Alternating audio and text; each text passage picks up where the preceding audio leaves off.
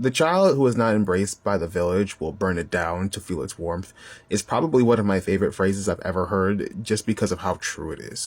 We all want to belong somewhere and with someone, so that feeling of rejection is never good. Don't know if you heard, but feelings of unresolved rejection can have detrimental effects. This goes double for kids. Kids whose minds and eyes are ripe with optimism and curiosity. And a lot of times those feelings of resentment can extend to not just the people who raised them, but everyone around them. The Chimera Ant arc has a lot of different examples of hatred, but I would like to talk about one example in particular, the being known as Gyro.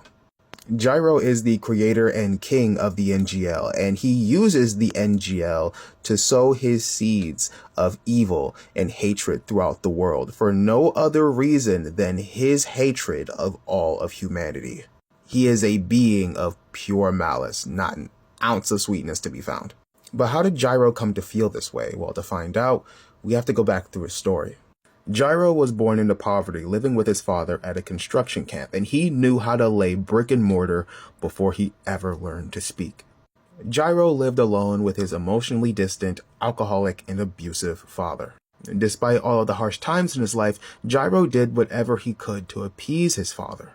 Things like limiting his bodily functions, like going to the bathroom, and even learning how to sleep completely still because the old bunk bed that he slept on creaked at night, and that would annoy his father. As you can see, Gyro idolized his father to an extreme degree. His father never gave him anything, no new toys, no new clothes, or anything you would think to give to a child. The only thing his father ever gave him was one piece of advice that served as dogma for Gyro. Don't ever make trouble for anyone. Now, as I said before, Gyro idolized his father. Not idolized in the typical sense like Gyro wanted to be like his father. Gyro's father was like the god of Gyro's really cruel but tiny world. And Gyro didn't really care about how his father treated him. To Gyro, this was all okay and very normal.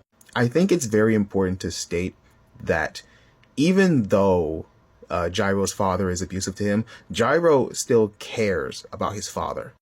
And Gyro still cares about his father for a couple reasons. When Gyro was 5, he almost lost his life to a very high fever, and his dad stayed up all night making sure that his son was safe. And the second reason is because his father just never asked him to leave. No matter how harsh he treated him, no matter what he said to him, no matter what extreme things he had his son do so that he didn't cause trouble for anyone, he never asked Gyro to leave. And this made Gyro believe that his father truly needed him, because he believed that if his father didn't need him, he would just ask him to leave. You don't save anything that you don't need, so these actions made Gyro believe that his father truly needed him. Though he always had the feeling in the back of his head that his father may have ulterior motives. Gyro's usefulness to his father takes a very high priority in his life. But one day an older boy told Gyro that his father only wanted him for his labor, and that suspicion in Gyro's head gave way to anger. The veil was beginning to lift. The boy and Gyro get into a scuffle, and then the boy completely burns the veil covering Gyro's world. He reveals that a concerned old man next door saved Gyro's life from the fever, while his father drunkenly argued with the man about saving his son's life, telling the man that it didn't matter whether or not his son lived.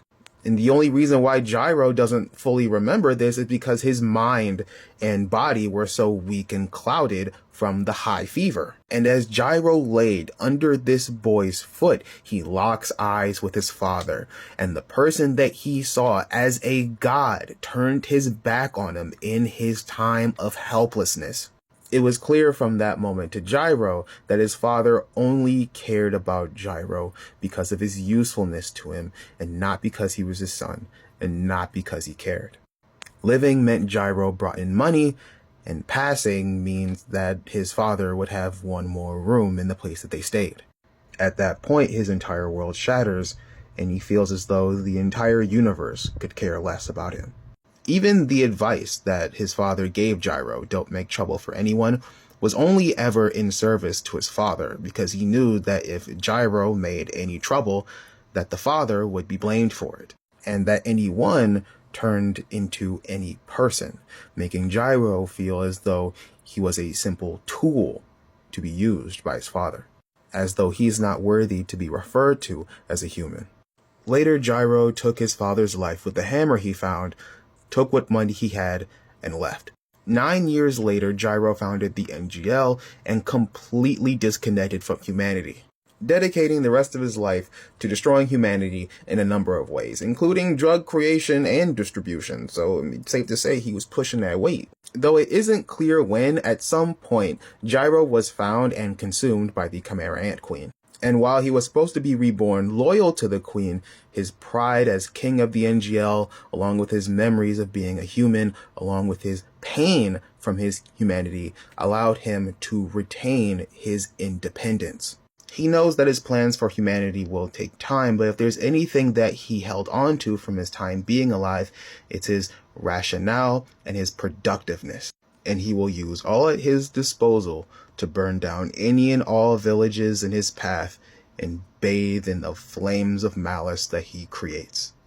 Gon was in the same town as Gyro, but these two never crossed paths.